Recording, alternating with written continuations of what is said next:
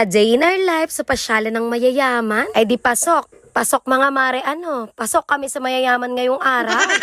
Noong Merkules Santo pa nga pala ito, kaya naman kung mapapansin nyo ay napakaraming ang motorista dito nga sa Sigsag. Pauwi na nga ang mga artista sa Quezon, kaya naman talagang medyo traffic na nga dito sa Sigsag. Pero hindi pa naman talaga traffic, kaya naman napakasmooth pa nga rin ng biyahe namin papunta nga dito sa Lucena. Sobrang dami lang talagang sasakyan dito sa kalsada dahil nga pauwi na ang mga artista.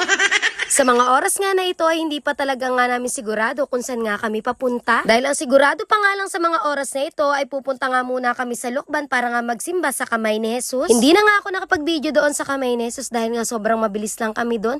Umattend nga lang kami ng misa at sila Lowell naman ay umakyat nga doon sa Kamay ni Jesus. Sa Mother's Wonderland nga sana talaga ang punta namin para nga medyo malapit, kaso nga lang ay sarado. Kaya naman dumiretso na kami dito sa Hacienda Escudero dahil dito rin naman talaga kami nakaplano na pumunta. Mother's Wonderland lang talaga nung gabi dahil nga para mas malapit, tapos bago daw yun. Andito na nga kami sa Villa Escudero at dumiretso nga kami dito sa kanilang mapa.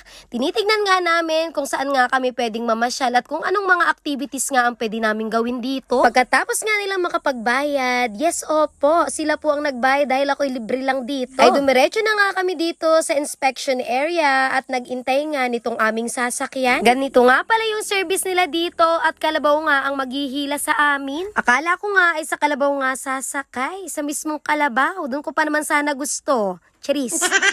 Sobrang malawak nga talaga itong Villa Escudero kaya naman talagang hindi mo nga pwedeng lakarin. Unang beses ko nga lang makapunta dito pati nga itong sila Lowell. Pero yung tita nga ni Lowell ay pangalawang beses na nga ngayong araw. Sobrang maraming ang mga turista dito, lalo-lalo na nga ay mga apa. Nakarating na nga pala kami dito sa pinakauna naming destinasyon at dito nga yun sa kainan. Alas 12 na kasi talaga ito ng tanghali kaya naman talagang itong pagkain ang aming uunahin. Lumakad nga lang kami dyan ng konti para makarating nga doon sa kanilang Waterfalls Restaurant. Hindi ko talaga alam ang tawag doon, basta restaurant Waterfalls Restaurant. Pagdating nga dito ay napakalakas nga ng lagaslas ng tubig at hindi ko nga inaasahan na dito palang kainan. Sobrang dami na nga ng tao dito at marami pa ngang parating. Kaya naman nagpasya na nga kaming bumaba dito sa baba dahil baka maunahan pa nga kami sa lamesa. Sobrang lawak nga dito, malamig ang tubig, malinis, nakaka-fresh talaga sa pakiramdam. Bago nga bumaba dito sa tubig ay kailangan nga mag-ilis ng tsinelas pero nasa sayo naman kung ayaw mo ngang magtagkan. Dahil sobrang lakas nga ng agos at posible nga itong maagos kapag nga iyong nabitawan. Bago nga kumain ay kailangan mo nga munang pumila dito at kailangan mo ring ibigay yung stab para nga dito sa kainan. Kanina doon sa lobby ay may binigay nga pala sa aming stab, parang 5 piraso yun at yun nga yung ibibigay dito sa mga pupuntahan namin. Isang beses nga lang palang pwedeng kumain dito pero kumain ka na hanggat gusto mo dahil nga eat all you can dito. Kahit ilang oras ka nga pala dito basta isang pinggan nga lang ang gagamitin mo. Inumpisa na nga namin ang pagkuha ng pagkain at napakaraming ang pagkain na pagpipilian dito. Kung bet na bet mo nga yung mga pagkain pamprobinsya ay talagang pasok na pasok ang nga dito. Una ko na nga kumuha dito ng okra, meron nga din silang alamang, meron silang kamatis at meron nga nung sibuyas. Sa bandang unahan naman ay meron din naman ditong manok, meron nga ding inihaw na baboy. May gulay nga din sila dito at ang available nga ngayong araw ay ginataang kalabasa na parang meron nga yang sitaw. Meron nga din silang putahe dito at kalderetang baka nga yun. Tapos kung fish lover ka naman at gusto mo nga ng isda ay meron nga din sila ditong inihaw na tilapia. Ikaw na nga ang bahala kung ano nga ang gusto mong kainin at kung ano nga ang gusto mong sausawan. May nakaredy na nga dito at ikaw na nga ang bahalang mag-adjust kung ano nga gusto mo pang idagdag. May sabaw na mahihigop nga din pala dito at ikaw na nga rin ang bahalang kumuha. Yan nga din sa baon ng nyug mo ilalagay dahil yan talaga ang mangkok nila dito. Yung kanin nga pala nila dito ay nakabalot nga sa dahon ng saging. Meron nga din pala sila ditong mga atsara na pantanggal ng umay at gustong gusto ko nga kapares yun nung inihaw na manok. At syempre, bago nga magsimulang kumain, it's selfie time para may pang reels.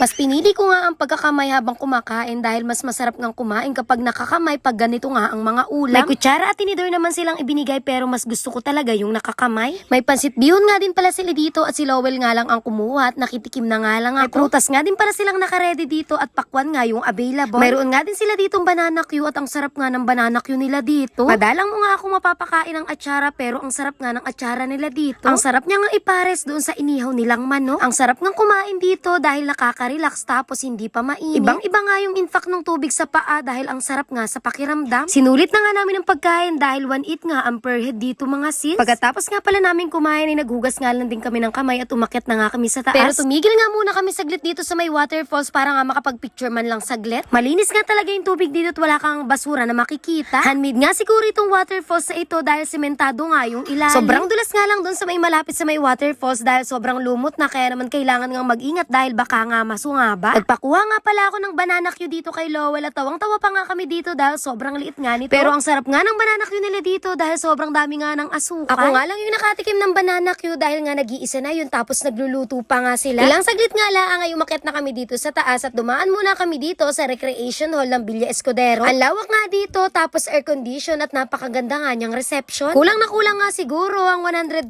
kapag ito nga ay aming aarkilahin.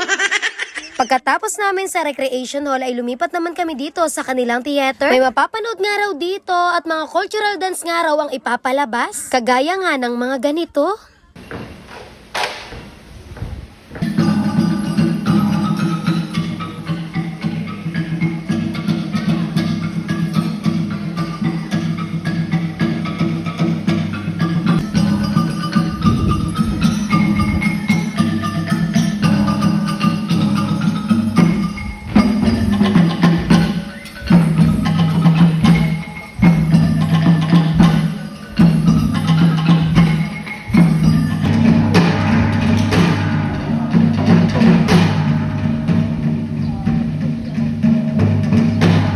Ang dami nga ring tao dito sa theater at talagang tuwang-tuwa nga dun sa mga sumasayaw. Kalapit nga lang nitong theater, itong kanilang parang lake nga siguro to, na kung saan ay pwede ka nga dyang mangisda. Pero hindi ko nga lang alam kung magkano nga ang renta sa pamiwas na gagamitin nyo sa pangingisda, pero may kasama na nga daw yun na pamain. Pero noon ay parang 150 pesos nga daw ang arkila, tapos yung makukuha mo ang isda ay pwede mo ang iuwi sa iyong bahay. Pwede nga rin daw sumakay dito sa balsa pero hindi na nga kami sumakay dyan dahil mainit. Kasama nga sa 1.8 for head na binayaran mo itong swimming pool, kaya naman pwede rin kayong maligo dito. Ready naman yung mga bihisa namin kung sakaling makaibig nga ng pagligo dito sa swimming pool. Ang kaso nga lang ay hinapo na kami. Dalawa nga pala ang liguan nila dito tapos sobrang lawak pa nung kanilang mga swimming pool. Tapos kung gusto mo namang bumili ng mga souvenir or pasalubong na galing nga dito sa Villa Escudero ay meron nga rin dito na bilihan. Iba't ibang klase nga ng mga souvenir ang makikita mo dito at mabibili pero medyo pricey nga talaga. Tapos biglang may salamin kaya naman hindi pwede na hindi nga tayo mag-mirror selfie.